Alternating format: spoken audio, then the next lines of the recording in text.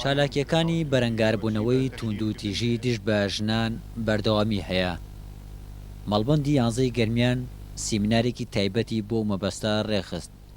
ژمارەیەک چالاکوانی ژن و ڕێکخراوەکان ئامادەیان نەبوو.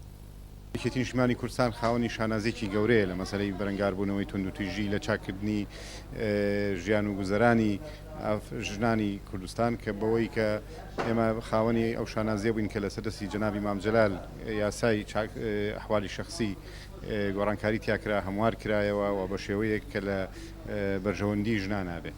دیارە بەڕاستی مەسلەی تند و تیژی ئەمڕۆ لە کۆمەلگای کوردەواری و کۆمەلگای کوردی و لە ناوچەکە بە عام ناوچەی ئەوی کە پێڵێن ڕۆژهەڵاتی ناوەڕاست دۆخی ژنان لە ئاستێکی خراپایە. بۆیە پێویستە لەسەر هەموو بە تایبەتی ئەو هێزانەی کە هێزی دیموکراسخوازن ئەو هێزانن کە هەوڵ بۆ چاکسازی کۆمەڵایەتی و هەوڵ بۆ پێشخستنی کۆمەلگاکەن بەرزکردنەوەی ڕۆشنبیری کۆمەلگا پێویستە هەوڵەکان چڕ بکرێتەوە بۆ ئەوەی کە ڕێگری بکرێت لەو دیاردانە. سیمیناری تایبەتی مەڵبەندی 11 گەرمیان بۆ بەرەنگاربوونەوەی تند و تیژی دژ بە ژنان لە بابەتی تند و تیژی ڕەگەزی چڕ کرابووە.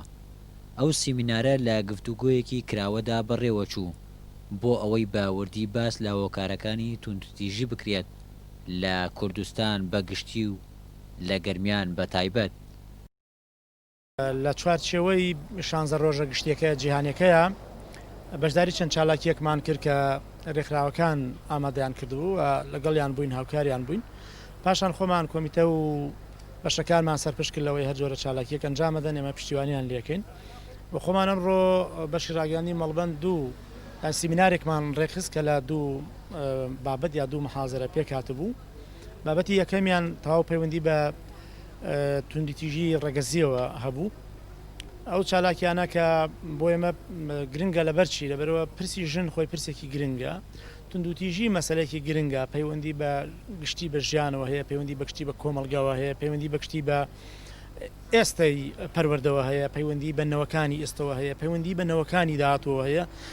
تند و تیژی بۆ خۆی پرۆسەیەکە پێویستی بە چۆنەڵی هەنگاونانە، بەڵام ئەو شینانەی کە ئەیبینی لە کوردستانە لە مجتەمەعی ئێمە ئەقڵێتی خێڵکی و ئەقڵەتی پیا و سالاری هێندە زاڵە.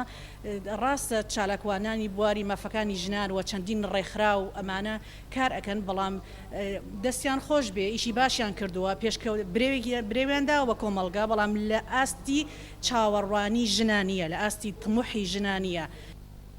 لە 25 نۆڤەمبەر ڕۆژی بەرەنگاربوونەوەی توندتیژی دژ بە ژنان یەکێتی هەموو مەڵبەند و ئۆرگانەکانی ڕاستپارت کە چالاکیەکانیان بۆ بابەتە چڕ بکەنەوە.